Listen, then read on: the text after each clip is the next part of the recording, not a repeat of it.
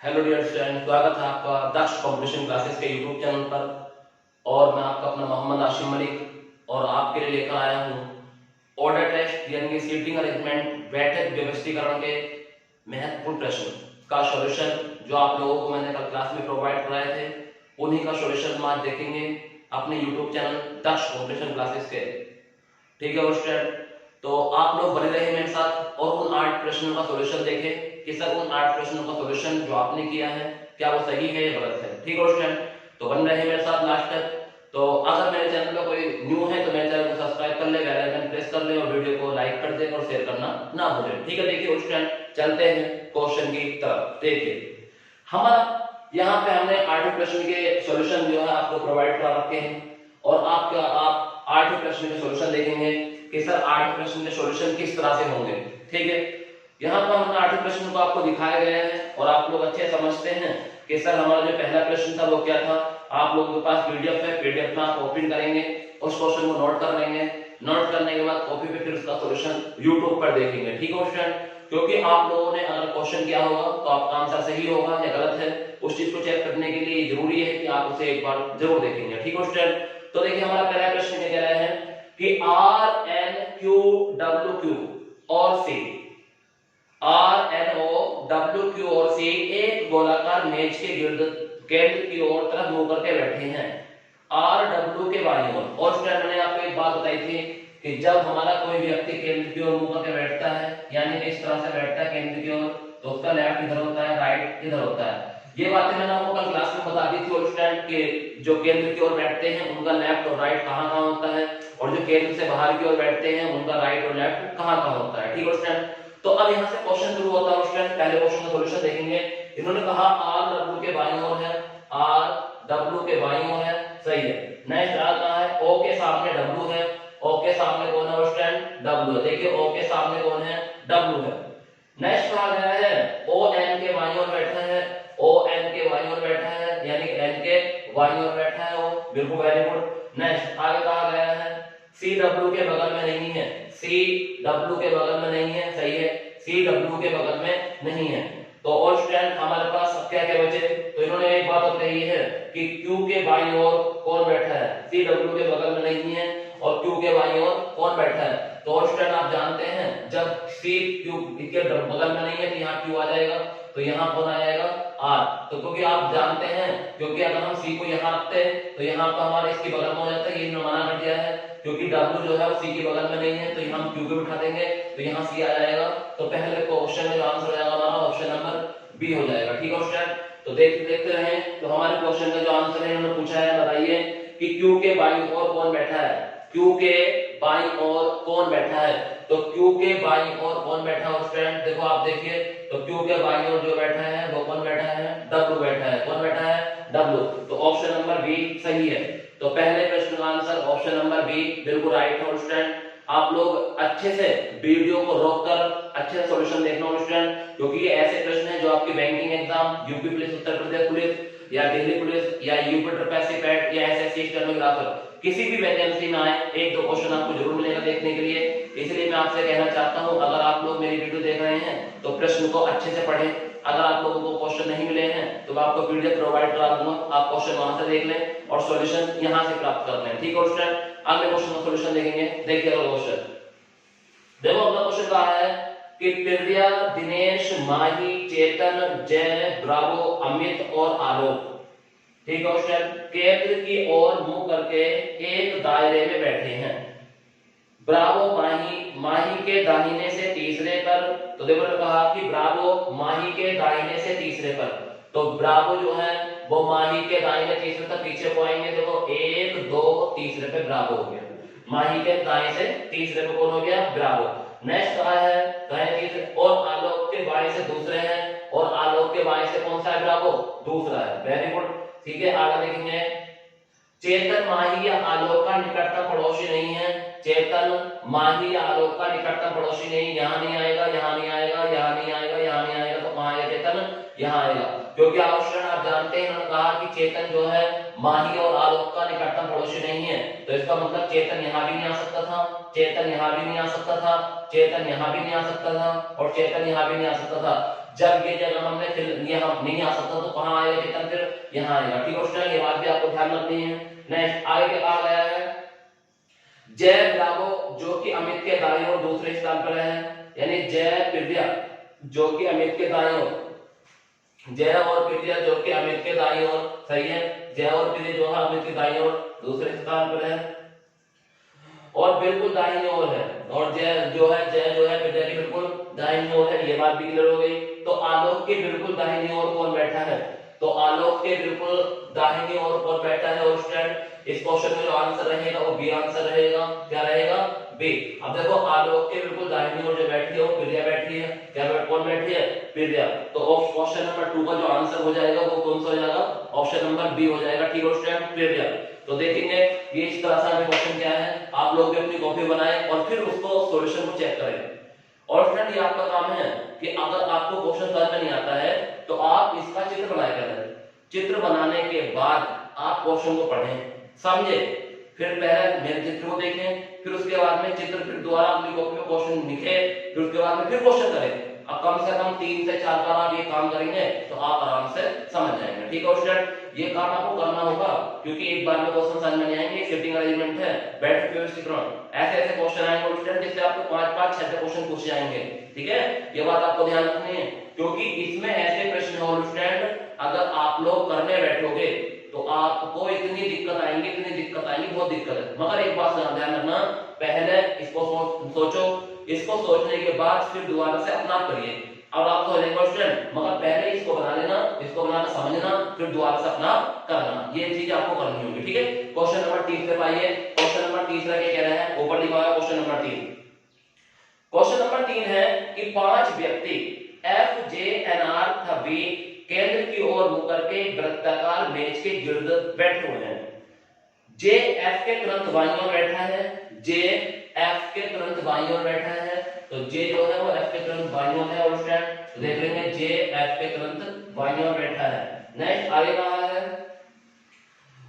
N F के बाईं ओर दूसरे स्थान पर है, एन एफ के बाईं ओर ए यानी एफ के बाईं ओर दूसरे, एक पहला दूसरा हो गया, एन एफ के बाईं ओर दूसरे स्थान पर बैठा है, बिल्कुल सही है।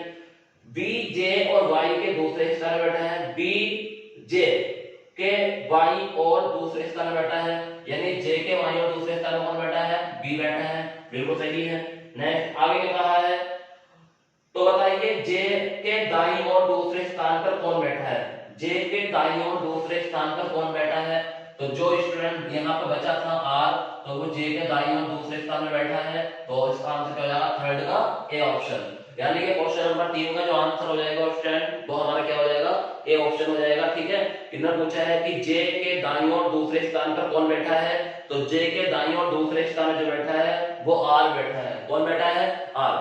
और स्टूडेंट ध्यान रखना, एक एक प्रश्न को नोट करते रहना मेरे भाई, अगर आप लोगों ने नोट करके क्वेश्चन किए तो आप अच्छे से समझ जाओगे, अगर आपने क्वेश्चन को नोट नहीं किया तो दिक्कत आपको आएगी, मुझे नहीं आएगी। ठीक है, क्योंकि मेरा काम सिर्फ इतना है कि आपको सॉल्यूशन प्रोवाइड कराना, सॉल्यूशन प्रोवाइड कराने के बाद आपको ये बताना कि आपका सॉल्यूशन किस तरह से होगा। ठीक है स्टूडेंट, और आप उस लोग अगर समझना चाहेंगे तो आप अच्छे से समझ सकते हैं, कोई दिक्कत वाली बात नहीं होगी। ठीक है, आप अच्छे समझते रहें और आगे बढ़ते रहें। Next question number 4, question number 4 के कहना है स्टूडेंट, क्वेश्चन नंबर 4 की ओर देखेंगे। क्वेश्चन नंबर 4 के कह रहे हैं, क्वेश्चन नंबर 4 है कि 6 मित्र सी ई जी आई के तथा एम केंद्र की ओर मुख करके एक वृत्ताकार मेज के गिर्द बैठे हैं, वे सभी एक दूसरे से समान दूरी पर हैं।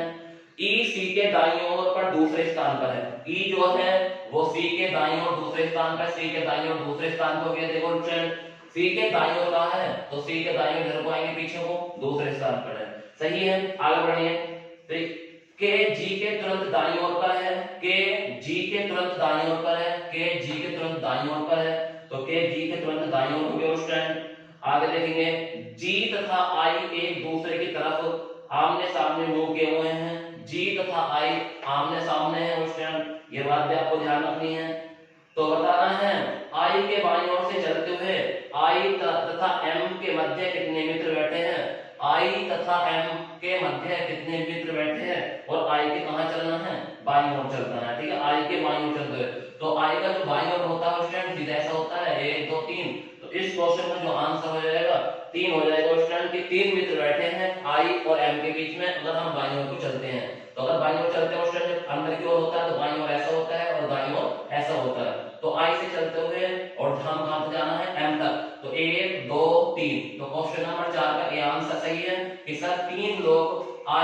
तथा m के बीच में बैठे हैं कितने लोग, 3 लोग। ठीक है स्टूडेंट, तो ये बात आपको ध्यान रखनी है कि 3 लोग i तथा m के बीच में बैठे हैं। नेक्स्ट क्वेश्चन नंबर 4 हो गया। और स्टूडेंट क्वेश्चन नंबर 5 पे ध्यान देंगे। क्वेश्चन नंबर 5 ये है और स्टूडेंट यहाँ पे ध्यान देना कि क्वेश्चन नंबर 5 क्या कह रहा है। ठीक है, देखेंगे क्वेश्चन नंबर 5।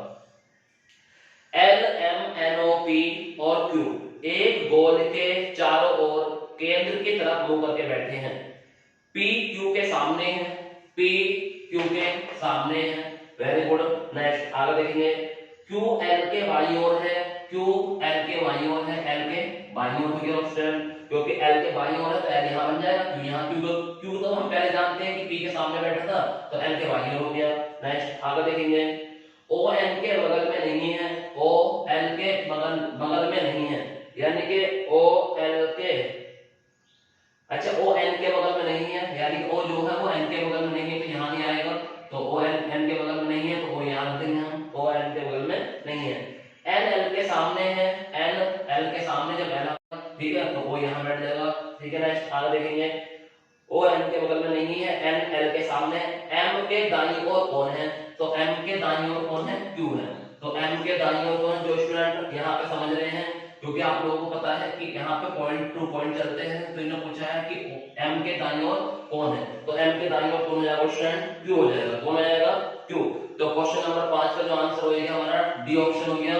क्वेश्चन नंबर 5 यानी कि डी ऑप्शन Q, क्योंकि M के दाईं ओर पूछा है और M के दाईं ओर कौन है, Q है। तो स्टूडेंट आप लोग समझते रहे कि क्वेश्चन नंबर 5 का आंसर क्या जाएगा, डी। तो देखो ऐसे ही क्वेश्चन नंबर पहले का आंसर था बी, क्वेश्चन नंबर 2 का आंसर था बी, क्वेश्चन नंबर 3 का आंसर था ए, क्वेश्चन नंबर 4 का आंसर था ए, क्वेश्चन नंबर 5 का आंसर था बी।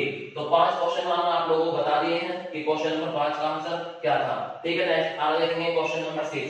क्वेश्चन नंबर 6 क्या कह रहा है स्टूडेंट, ये कह रहा है कि 8 मित्र एक समूह एस्प्लेंडर ASPLENDOR एक वृत्त में समान दूरी पर बैठे हैं। S और P उत्तर दक्षिण की ओर और L और E उत्तर पश्चिम दिशा में बैठे हैं। ठीक है स्टूडेंट, तो ये आपको ध्यान रखना है, S और P उत्तर दक्षिण में।